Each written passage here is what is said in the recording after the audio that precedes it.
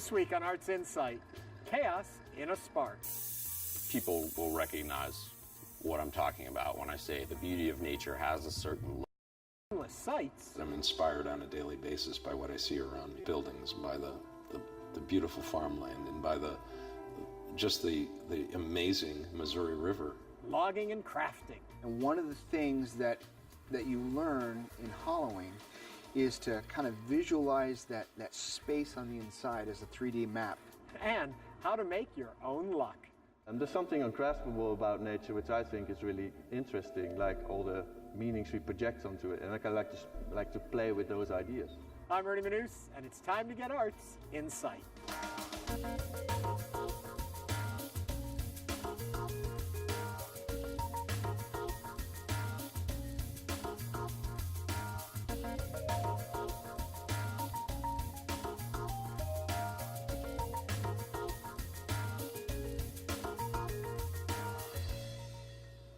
Welcome to Arts InSight. We're at Buffalo Bayou Park, and in just a bit, we're going to be checking out a new installation that lets you see into the world right under our feet. But first, a Houston sculptor is creating chaotic patterns using an unpredictable element, fireworks.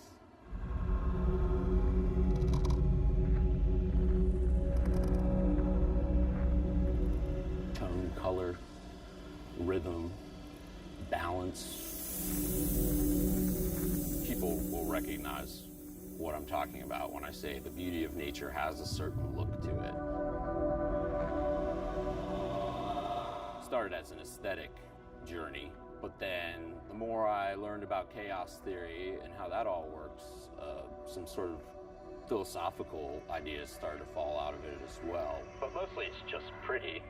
Sort of catch-all for what reality is really made up of.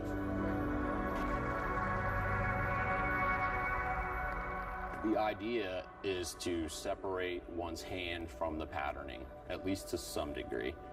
I don't think it's actually possible for a person to sit down and do something random.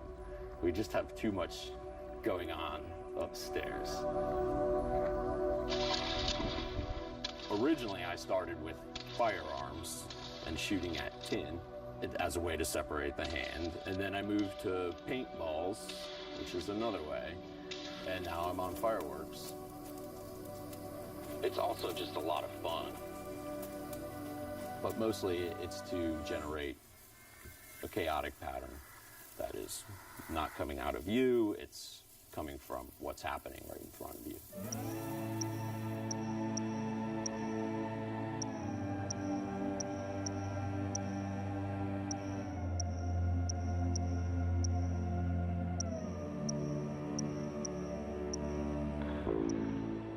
There's a lot of marine-inspired stuff in there too, like seaweed and marine organisms. Like anytime you run out of ideas, just go look at some marine biology and you'll get another one. That's the conception. And then as far as the process goes, of course, I burn the film.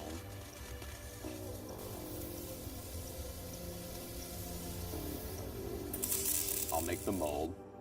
They're made out of various things, plaster, wood, metal, whatever you have laying around.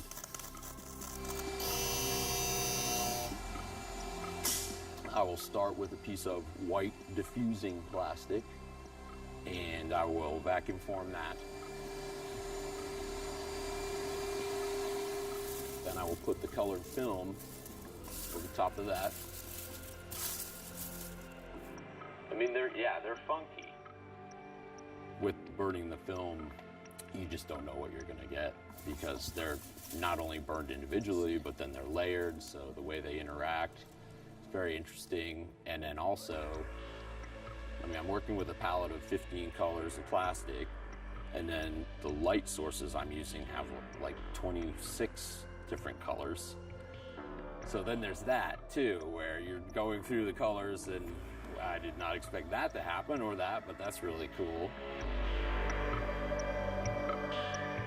The best reactions to my work have been from a geologist, actually, who came to the show. Two different people who don't know one another came up to me and said, it reminds me of what thin sections of rock look like under a microscope? And I just told him, oh, you get it. It's very interesting because I'm not intending to do anything figurative, but people tell me what their interpretation of the piece is, and I mean, it's just very interesting feedback to get. Eventually, I would really love to have a piece of public art out in Houston.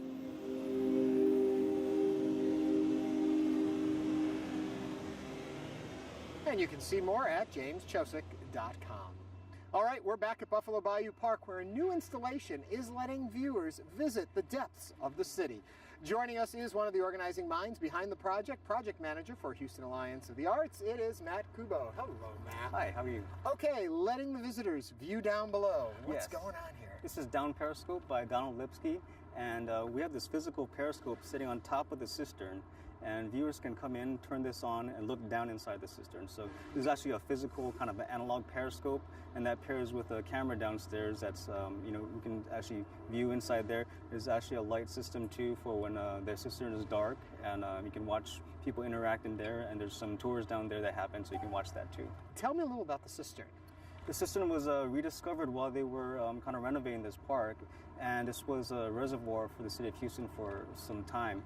And you know, when you look down there, when you actually experience it, it was, you know, too beautiful to get rid of. So opening up, you know, making a space for some you know, possible future events. Now, some people can't make it here to see it themselves. This is interactive on the web? Yes, if you go to HoustonPeriscope.com, you can actually view this. If somebody is controlling it here, you can watch the person's movements, and you can actually control it via the web. So you can, there's a button you can press that says request control, and that'll allow you to pan around, zoom in and out. The cool thing about the cistern is it's going to be used for art installations? Yes, in the future, possible art installations, more performance spaces. The space itself, when you actually hear the echo in there, it's a 17-second echo, so if you can imagine different musical performances or vocal performances, but something that can really, you know, play off of that sound, and also the way light affects there, because there's a pool of water on the bottom, and that reflects light as well. And so you can imagine different kind of projections, you know, light-based, performance-based, time-based media. Oh, that'll be cool. And tell me a little about the artist who put our little futuristic friend together here. Yes, this is Donald Lipsky, based in New York. He's done a lot of public work around the world, most recently in El Paso, and you know, this one right here.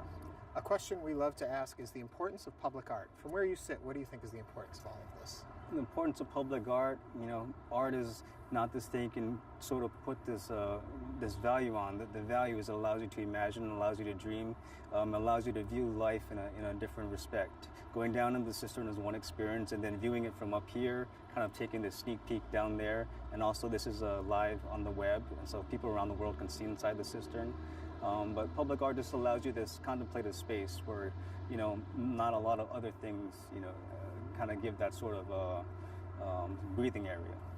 And as we mentioned, you can see the cistern for yourself at HoustonPeriscope.com. Now, looking through another lens, a photographer finds inspiration in the landscape of Missouri River country.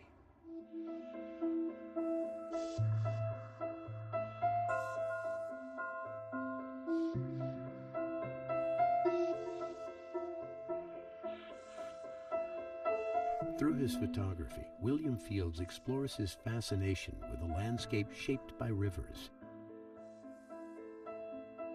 the natural geometry of the land, the infinite variety of shapes and colors, and the passing generations of people working that land.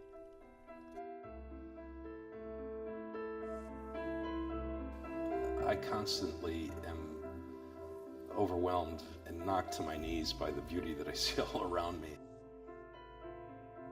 I came here 21 years ago, and I didn't know how long I would stay, but I've lived here longer than I've lived anywhere else in my life because of the fact that I'm inspired on a daily basis by what I see around me, by the old buildings, by the beautiful farmland, and by just the amazing Missouri River and everything it has to offer.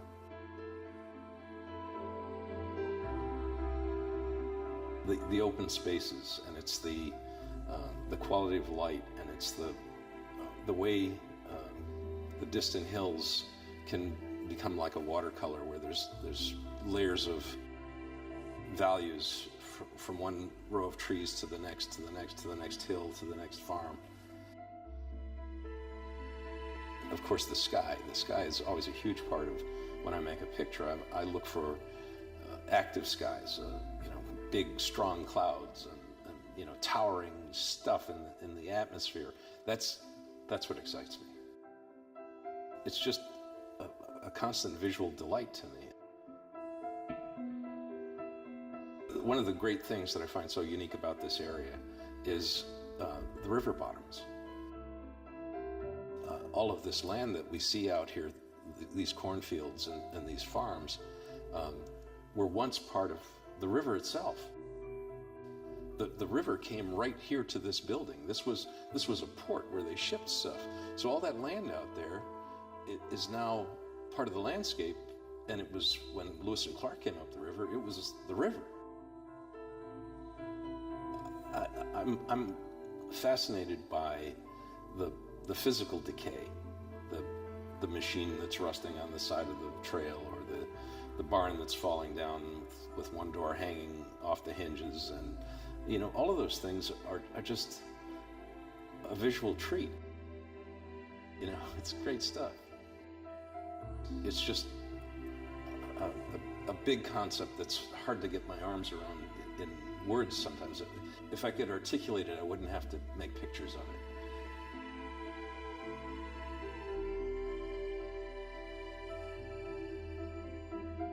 For more information, visit williamfieldsartphoto.com. Up next, one man makes beautiful bowls that represent family, community, and the breaking of bread.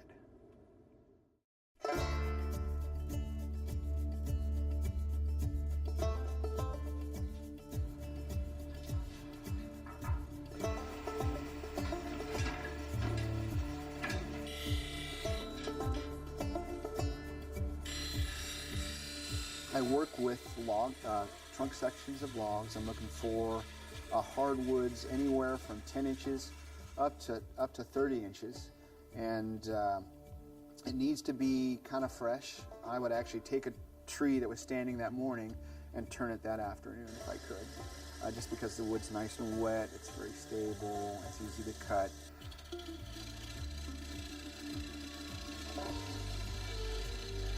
So it's the use of a lathe to make round things out of sometimes green wood, sometimes dried wood. I do everything from making salad bowls. That's probably my mainstay, kind of functional art, to architectural things and more sculptural stuff. When we're actually cutting, the wood's moving about 25 miles an hour underneath the tool tip. Today that'll be anywhere between 1,200 to 1,300 RPM.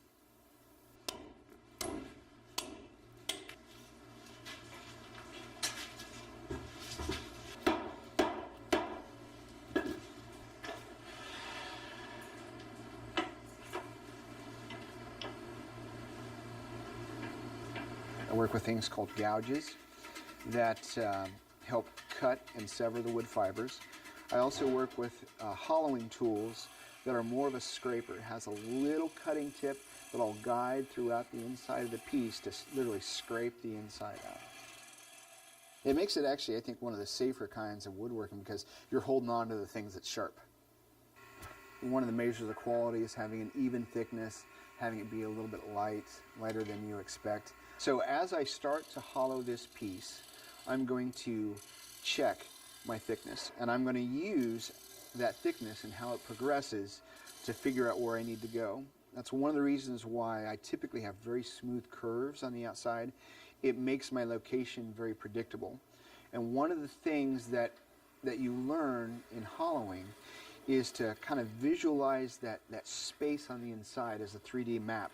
So you generally know where your tool is at, and you develop a relationship with it so that you don't go through the side or have it catch and explode.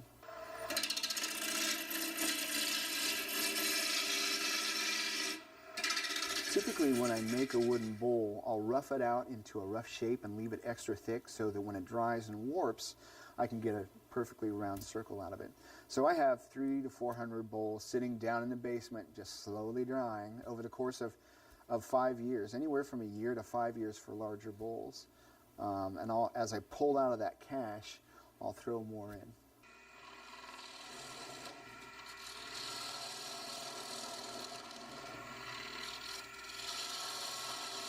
This wood has been infested with the emerald ash borer, kind of an invasive species that was carried over from China that has really decimated the ash population here in central Ohio and really across the Northeast.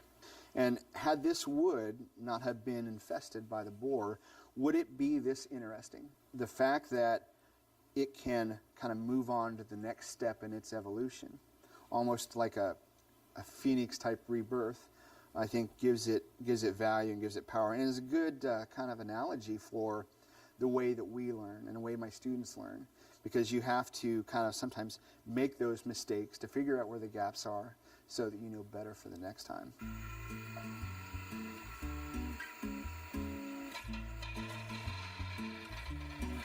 I really like for people to use these things. The more they use them, the more connected they're going to be to them. So I'll put on walnut oil, or I've started using flaxseed oil that's partially polymerized. It'll actually harden into a soft finish that the end user can maintain.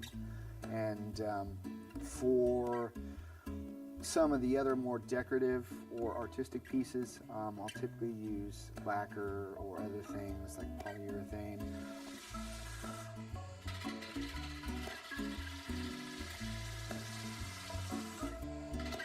I don't let the wood tell me what it wants to be. It's just wood. It doesn't know, right?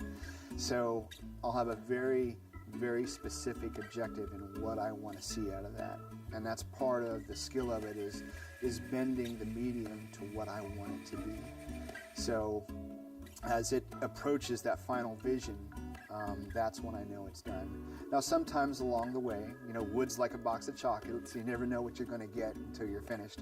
In fact, that's the secret to having everything turn out perfect, is never telling anybody what you make until you're completely done. That way it always turns out right. You can find out more at devinpalmer.com. And finally tonight, an artist and a scientist team up to develop a giant prism refracting light on a monumental scale. Or, more simply put, they made their own rainbow. My name is Bernard Smilde. I'm a visual artist. I make installations and sculptures, often reacting to my surrounding and architecture and history, for instance. People have been projecting ideas onto weather phenomena for centuries because we don't really understand nature, and I think it's maybe the one thing we cannot yet control. And there's something ungraspable about nature which I think is really interesting, like all the meanings we project onto it, and I like to play with those ideas. Well, I wanted to see if we could break light at a very large scale to project a rainbow onto my surrounding. And so that's what we did. We made a very large prism, and we had to have some distance as well and a projection screen, which was the barn.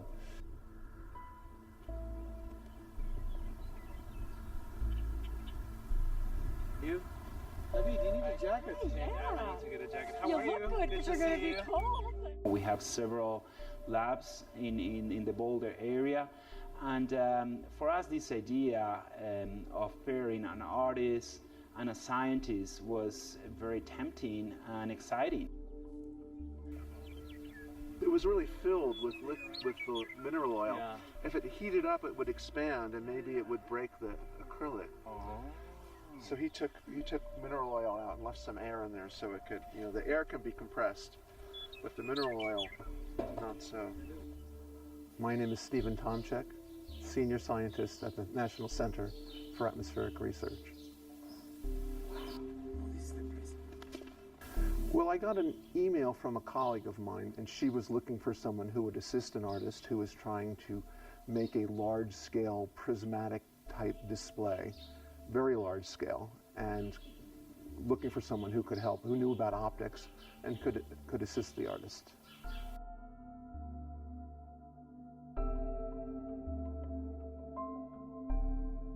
A prism works by bending or refracting light, and light refracts differently at different wavelengths, different colors, as it goes through glass.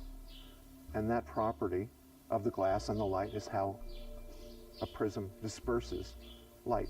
So could we aim it a bit towards the board? Yeah, just on the... So what we're trying to do tonight is to create a prototype display at 130 meters instead of maybe what we ultimately want to do, which is 1 kilometer. So we're trying to make a smaller scale display of this rainbow on a barn and measure the intensity of that rainbow, and then use that measurement to then predict how this is going to work at much larger distances. It was for us was the first time to see if it would work. Initially, the whole thing we put together, Steve and I, and so I was quite surprised to see that it worked that well, and we could measure it as well. So we had a distance, we had the light intensity, and from there on we could take it further. I'm gonna go measure that here. That's pretty good.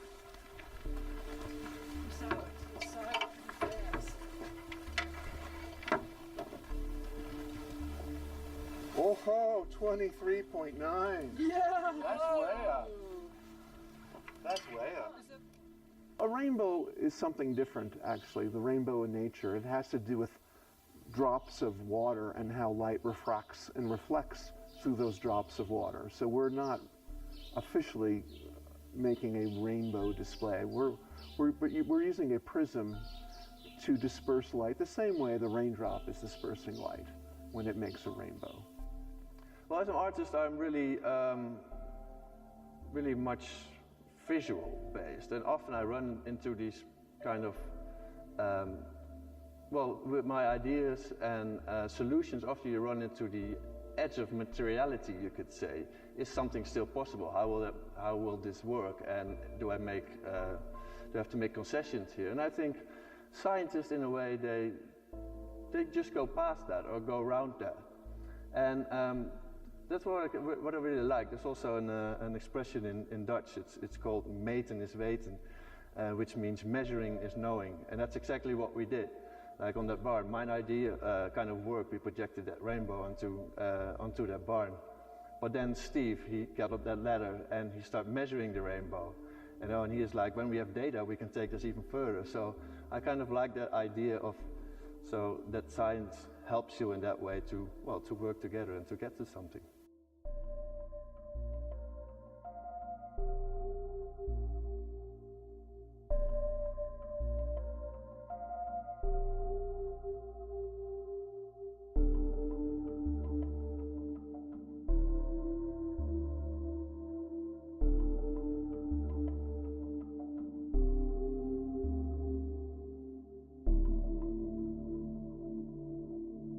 You can find out more by visiting the artist's website.